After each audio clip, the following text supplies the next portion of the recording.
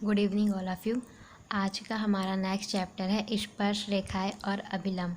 इस चैप्टर में हमें पढ़ना है किसी वक्र के एक दिए हुए बिंदु पर स्पर्श रेखा और अभिलंब का समीकरण कैसे ज्ञात करेंगे। ठीक है, स्पर्श रेखा और अभिलंब हमारा नेक्स्ट चैप्टर होगा। इस चैप्टर में हम ये देखेंगे कि कोई एक वक्र अगर हमें दिया है, सपोज करिए इस प्रकार अगर हमें कोई वक्र दिया हुआ है तो इस वक्र के किसी भी एक बिंदु पर स्पर्श रेखा का समीकरण क्या होगा और अभिलंब का समीकरण क्या होगा, ये हम कैसे ज्ञात करेंगे, इसके क्या क्या क्या फॉर्मूले हो सकते हैं, उस फॉर्मूले को हम डिराइव कैसे करेंगे, सभी चीज़ें हम इसमें पढ़ेंगे।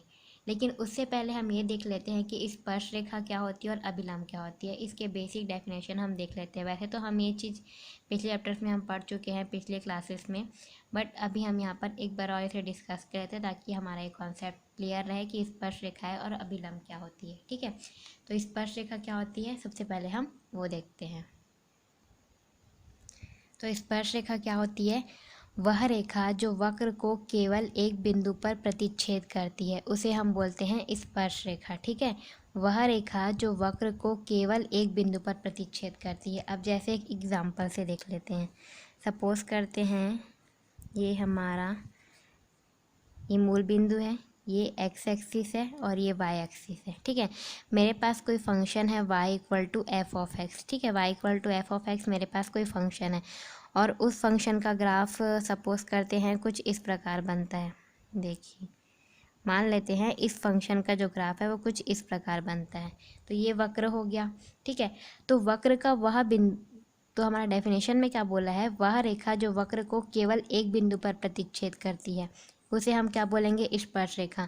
मतलब जो स्पर्श रेखा होगी वो अगर जैसे मेरे पास अगर ये बिंदु दे दिया है, सपोज करिए ये बिंदु है मेरे पास, एक ये बिंदु है, ये मान लेते हैं ये बिंदु मेरा P है और इसका जो है क्वाड्रेंट है एक्स वाई है। ठीक है, तो जो रेखा इस बिंदु से प्रतिच्छेद करती हुई जाएगी उसे हम बोलेंगे स्पर्श रेखा।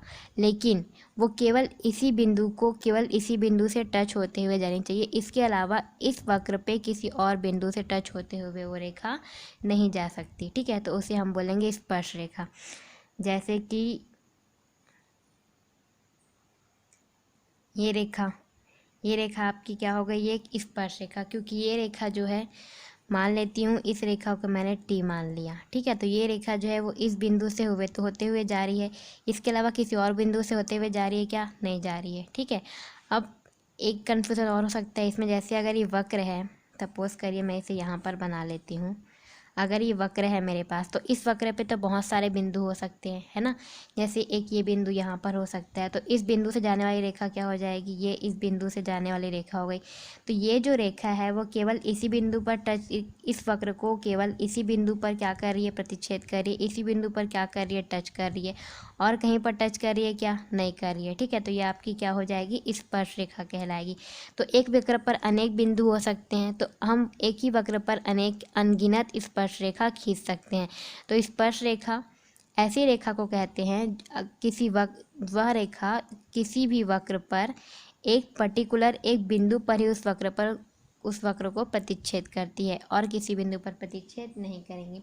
अब सपोज करिए मैं एक ये बिंदु लेती हूँ और एक ये बिंदु लेती हूँ, और अगर मैं एक ऐसे रेखा खींचूँ तो क्या ये मेरी स्पर्श रेखा कहलाएगी, ये वाली रेखा नहीं कहलाएगी। क्यों, क्योंकि ये जो रेखा है वो इस वक्र को दो बिंदुओं पर क्या कर रही है, प्रतिच्छेद कर रही है ना, दो बिंदुओं पर इस वक्र को टच कर रही है, तो ये रेखा स्पर्श रेखा नहीं कहलाएगी।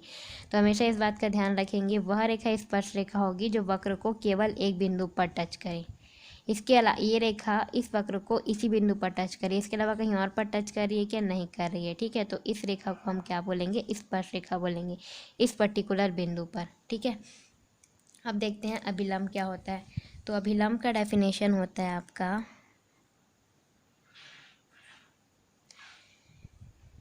स्पर्श रेखा पर खींची गई लंब रेखा।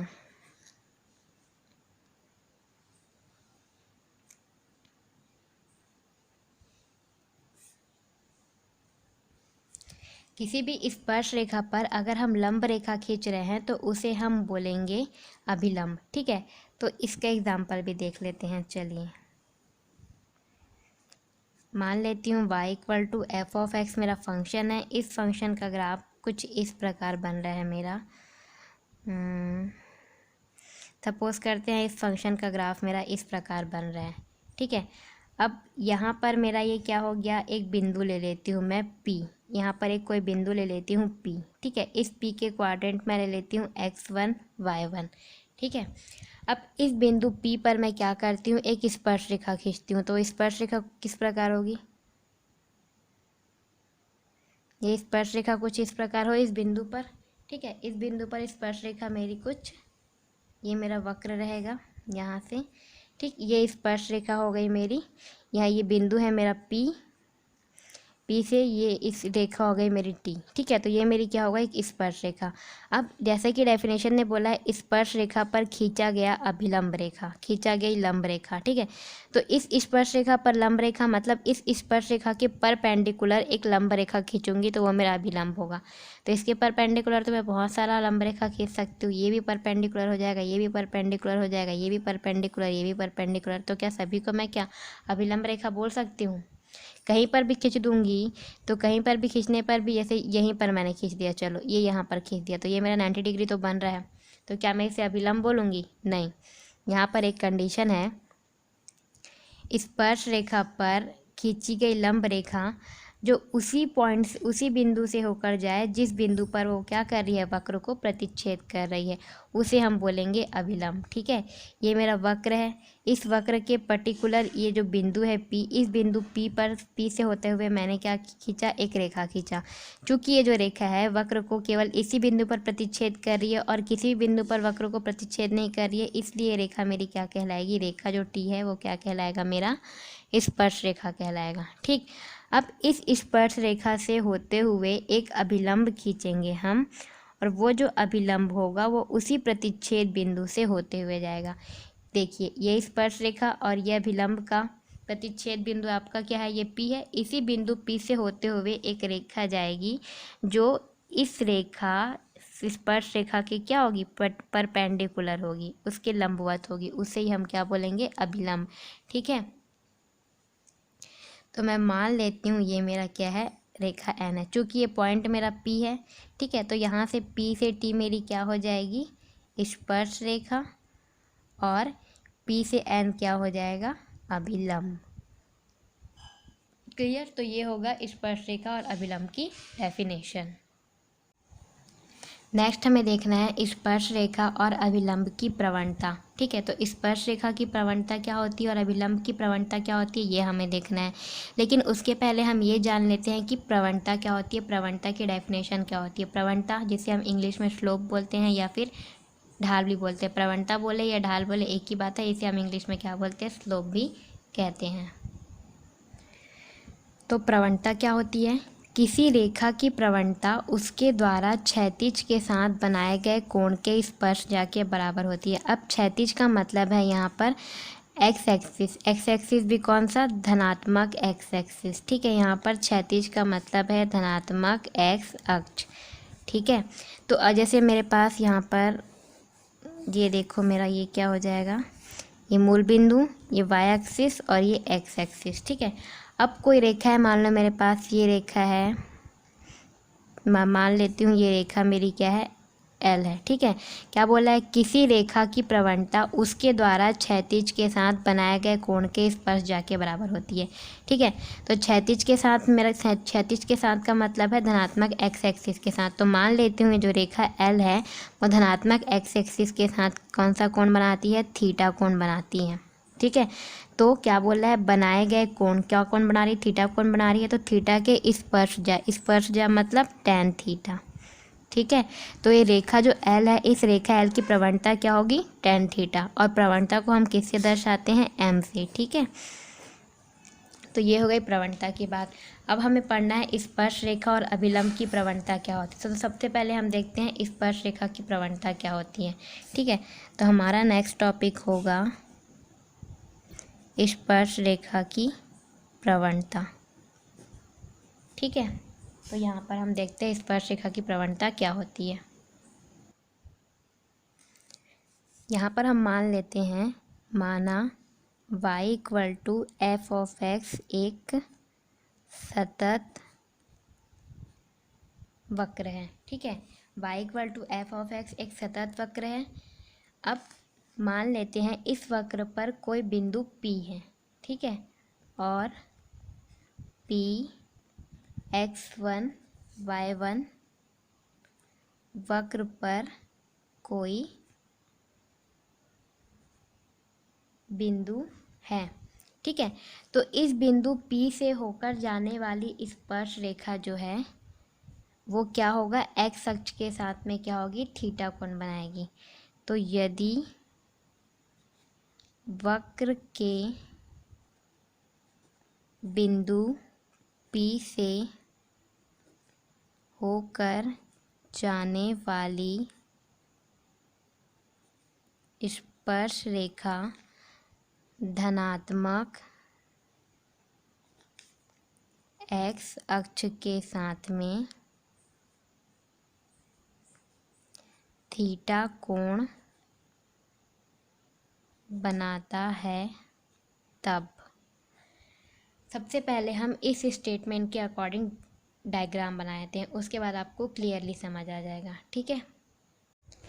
स्टेटमेंट में क्या बोला था कि y equal to F of X क्या है, कोई वक्र है, ठीक है। तो मैं मान लेती हूँ ये मेरा एक्सिस है, ये मेरा एक्स एक्सिस है, ये वाई एक्सिस है और ये मूल बिंदु, ठीक है। मान लेती हूँ y equal to F of X कोई वक्र है, तो मान लिया कि वो वक्र क्या है, ये वाला वक्र है, ठीक है। ये मेरा वक्र है y equal to F of X. अब इस वक्र पर कोई बिंदु P है, तो मान लिया कि ये वही बिंदु मेरा क्या है, P है, ठीक है। ये बिंदु मेरा क्या है, P है, और इस P के निर्देशांक है x1 y1, ठीक है। y equal to F of X मेरा वक्र है, इस वक्र पर कोई बिंदु P हो गया। तो अब इस बिंदु P से होकर जाने वाली स्पर्श रेखा बना लेते हैं। इस बिंदु P से होकर जाने वाली स्पर्श रेखा मान लेती हूँ मैं, ये इस बिंदु P से होकर जाने वाली स्पर्श रेखा है। ये स्पर्श रेखा मैं मान लेती हूँ कि ये क्या है, T है।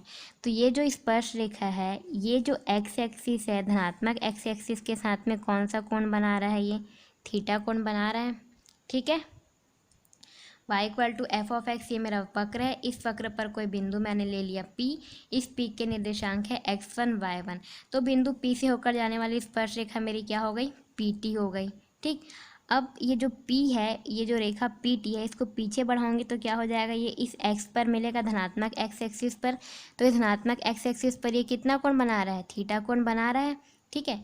तो यहाँ पर मैं कह सकती हूँ क्या, कि ये बिंदु P पर स्पर्श रेखा की प्रवणता, देखो प्रवणता किसकी निकलेगी, जो रेखा क्या है एक्स एक्सिस पर कोण बना रही है।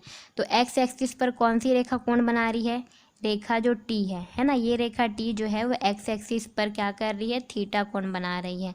तो ये जो रेखा T है वो मेरी क्या है, स्पर्श रेखा है, ठीक है। ये मेरी जो रेखा है वो क्या है, स्पर्श रेखा है। तो यहाँ पर हम क्या लिखेंगे, बिंदु P पर स्पर्श रेखा की प्रवणता। यहाँ पर क्या लिखते हैं, रेखा T की प्रवणता लिखते हैं। तो रेखा T की प्रवणता, रेखा T ही मेरा क्या है, स्पर्श रेखा। तो स्पर्श रेखा की प्रवणता का फॉर्मूला क्या होता है, tan, और जितना एंगल बनाया है, कौन सा एंगल बनाया, थीटा, तो tan थीटा इसका क्या हो जाएगा, फॉर्मूला। अब देखिए, चूंकि यहाँ पर हम पढ़ रहे हैं, क्योंकि इस चैप्टर को हम पढ़ रहे हैं अवकलज के अनुप्रयोग के अंतर्गत, और हमारे पास ये जो कर्व बना, ये जो वक्र बना है, ये जो वक्र का समीकरण है वो क्या है, y equal to F of X, ठीक है। तो जो tan थीटा है वो किसके बराबर होगा, आपका dy अपॉन dx के बराबर होगा, और वो किस पर, बिंदु P पर, ठीक है। तो इस बात को हमेशा याद रखेंगे कि किसी भी बिंदु पर, ठीक है। अब यहाँ पर बिंदु मान लिए हैं P की, कोई एक बिंदु मानना ही पड़ेगा। तो बिंदु P पर स्पर्श रेखा की प्रवणता का फॉर्मूला क्या होता है, dy अपॉन dx, और वो भी किस पर, बिंदु P पर। और ये dy अपॉन dx है वो किसके बराबर होगा, आपके tan थीटा के बराबर होगा, ठीक। अब नेक्स्ट हमें देखना है अभिलंब की प्रवणता।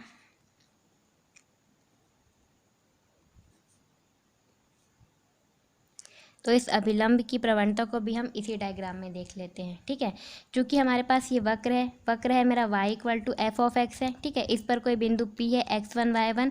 तो इस बिंदु P से होकर जाने वाली स्पर्श रेखा मेरी क्या है, PT है, ठीक है, जो कि क्या है, धनात्मक एक्स एक्सिस के साथ में क्या कर रही है, थीटा कोण बना रही है। तो इस बिंदु P पर अभिलंब क्या होगा मेरा, कुछ इस प्रकार होगा अभिलंब, इस बिंदु P पर ये मेरा क्या होगा, अभिलंब होगा। ठीक है, इसके निर्देशांक क्या होंगे, n होंगे। ठीक है, इस बिंदु P पर ये मेरा क्या होगा, अभिलंब होगा, जिसके निर्देशांक क्या होंगे, चूंकि ये रेखा है, रेखा दोनों तरफ से बढ़ती है आपकी। ठीक है, इस बिंदु P पर ये मेरा क्या हो गया, अभिलंब हो गया।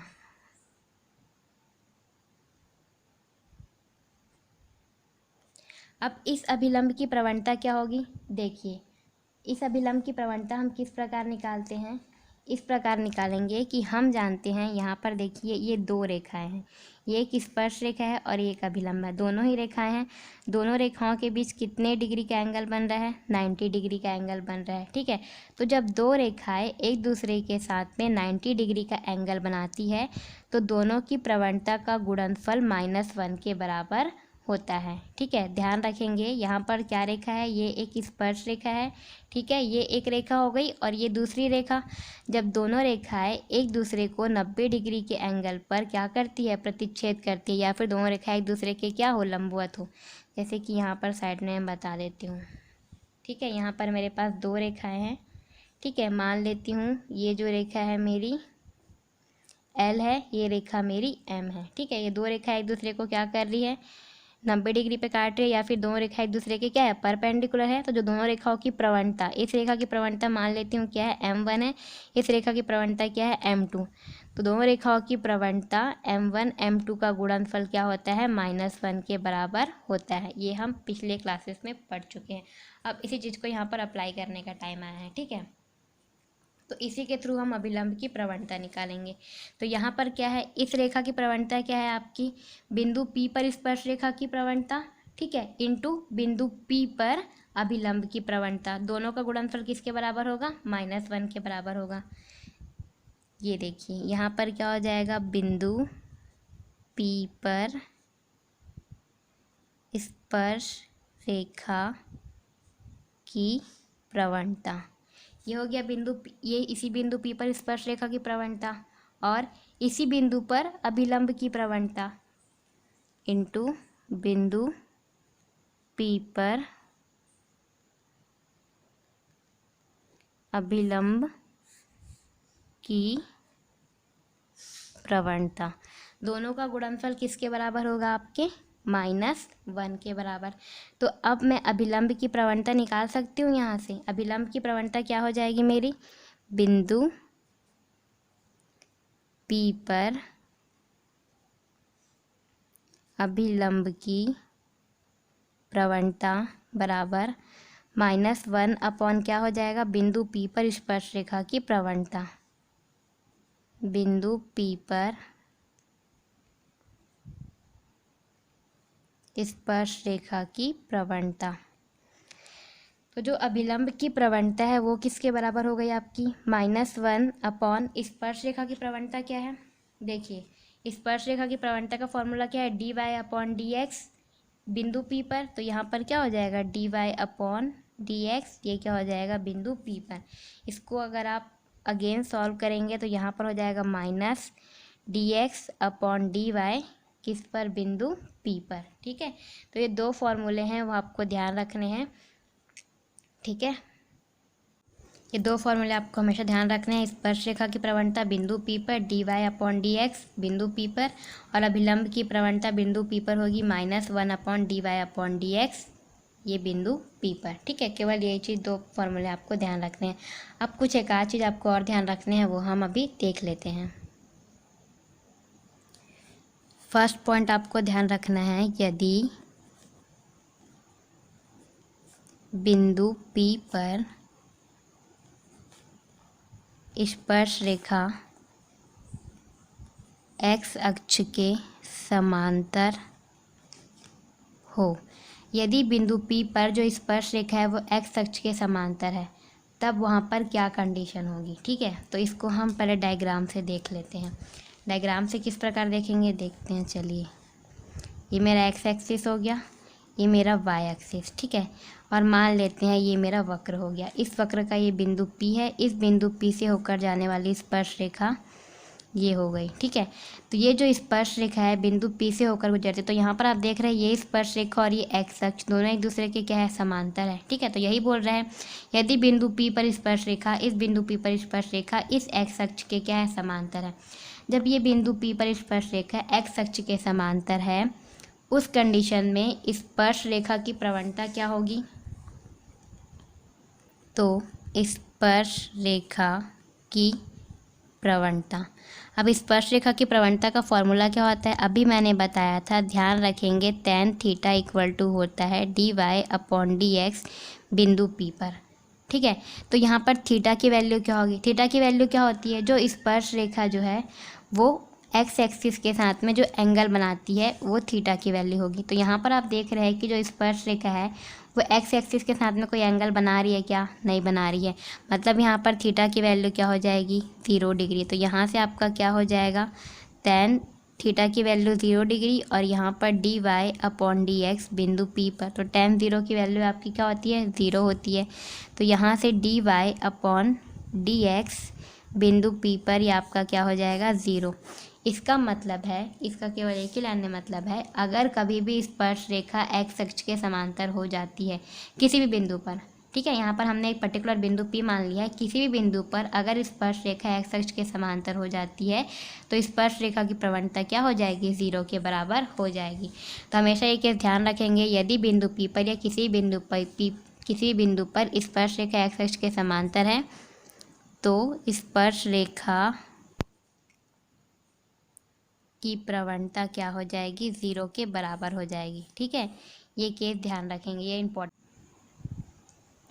यदि बिंदु P पर स्पर्श रेखा एक्स अक्ष के लंबवत हो, तो सेकंड केस होगा यदि बिंदु P पर स्पर्श रेखा एक्स अक्ष के लंबवत हो।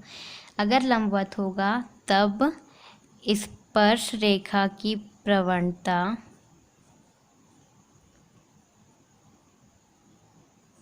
यहाँ पर स्पर्श रेखा की प्रवणता जो होगी वो इन्फिनिटी के इक्वल होगी। कैसे, ये अभी मैं आपको बताती हूँ, ठीक है।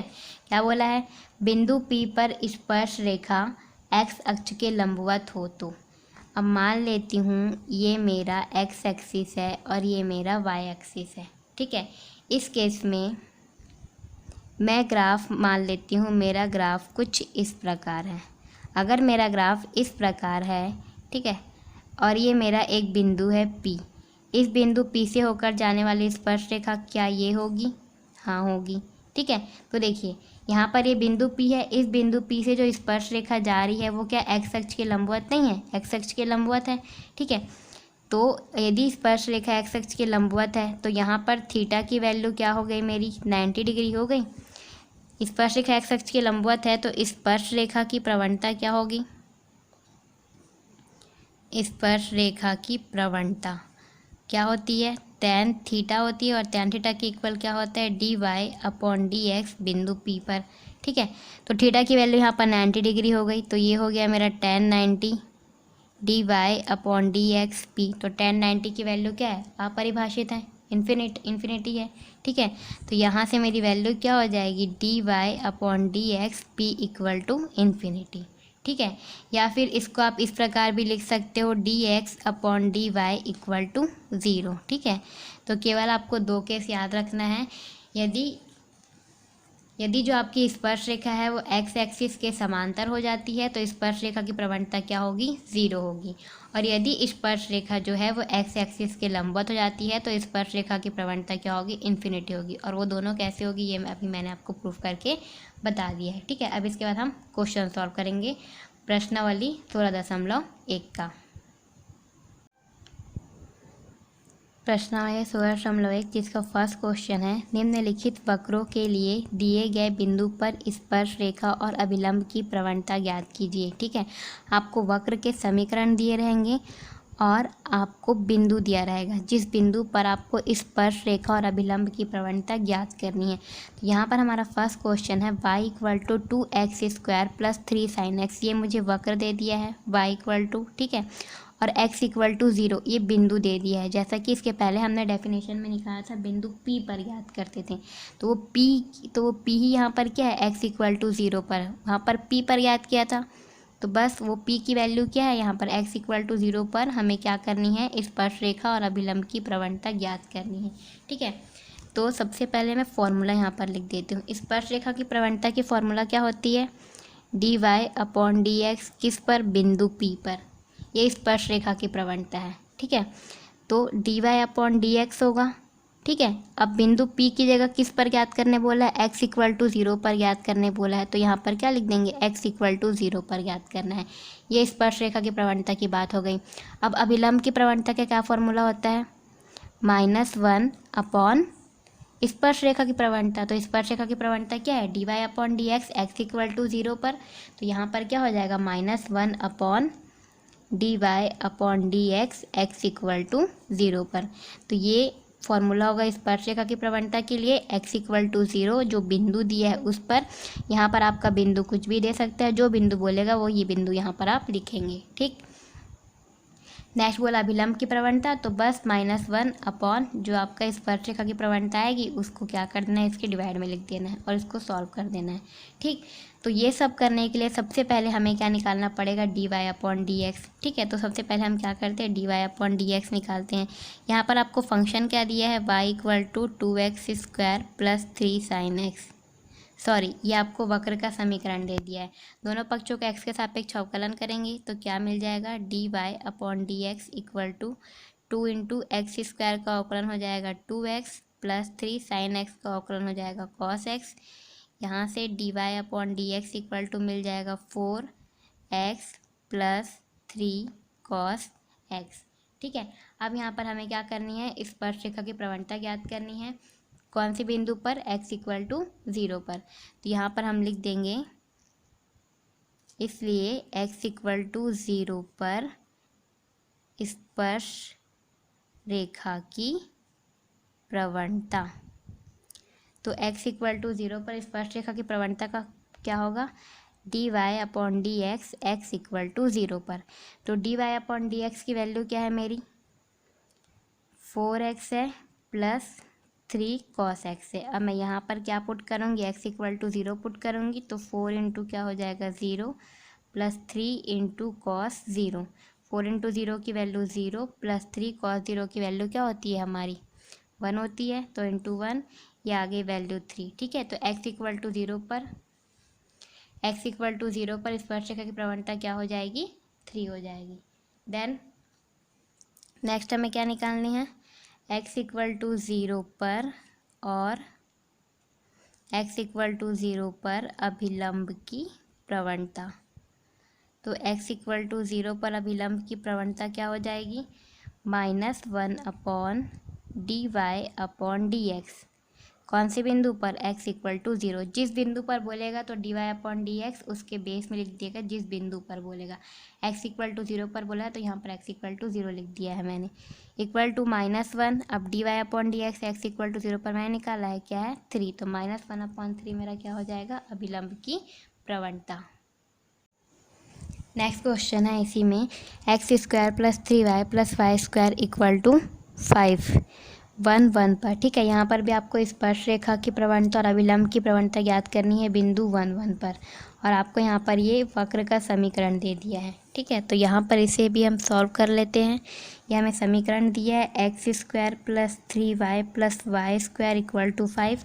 सबसे पहले क्या करेंगे, हम दोनों पक्षों का x के सापेक्ष अवकलन कर देंगे। जब दोनों पक्षों का x के सापेक्ष अवकलन करते हैं, x² का अवकलन करने पर मिलेगा 2x, 3y का अवकलन करने पर 3, आपका कांस्टेंट है इसका अवकलन नहीं होगा, y का अवकलन हो जाएगा dy/dx प्लस y² का अवकलन हो जाएगा 2y, यहाँ से dy/dx 5 का अवकलन हो जाएगा मेरा 0। ठीक है, यहाँ से क्या करेंगे, dy/dx कॉमन हो जाएगा तो बचेगा 3 + 2y into dy/dx equal to -2x। यहाँ से dy/dx की वैल्यू आ जाएगी -2x/3 + 2y। ये हो गया dy/dx की वैल्यू। अब बिंदु 1 1 पर क्या करना है, स्पर्श रेखा और अभिलंब की प्रवणता ज्ञात करनी है, तो ज्ञात कर लेते हैं। इसलिए बिंदु 1 1 पर स्पर्श रेखा की प्रवणता क्या होगा, इसका formula D Y upon D X, ये स्पर्शरेखा प्रवणता का फॉर्मूला होता है। और जो बिंदु दिया है 1 1 पर, तो D Y upon D X की वैल्यू क्या है, -2x अपॉन 3 + 2y। अब x की वैल्यू क्या है यहाँ पर, ये 1 क्या है x की वैल्यू, ये 1 क्या है y की वैल्यू। तो इस x और y की वैल्यू 1 1 को इस इक्वेशन में पुट कर देंगे, तो यहाँ पर हो जाएगा -2x 3 + 2y। ठीक है, ये D Y by D X की वैल्यू कौन से बिंदु 1 1 पर ज्ञात करनी है। x की वैल्यू 1 है तो -2 × 1, 3 + y की वैल्यू भी क्या है 2 × 1, तो यहाँ पर आपकी वैल्यू हो जाएगी -2/5। ठीक है, ये स्पर्शरेखा का प्रवणता हो जाएगा। नेक्स्ट हमें निकालना है अभिलंब की प्रवणता और बिंदु 1 1 पर अभिलंब की प्रवणता। इसका फॉर्मूला क्या होता है, -1/dy अपॉन dx 1 1 पर जो बिंदु दिया रहेगा। तो ये -1 dy अपॉन डी एक्स की वैल्यू क्या निकल गई, -2/5। तो इसका आंसर आ जाएगा 5/2। ठीक है, तो इस प्रकार हम किसी भी बिंदु पर स्पर्शरेखा की प्रवणता और अभिलंब की प्रवणता ज्ञात कर सकते हैं।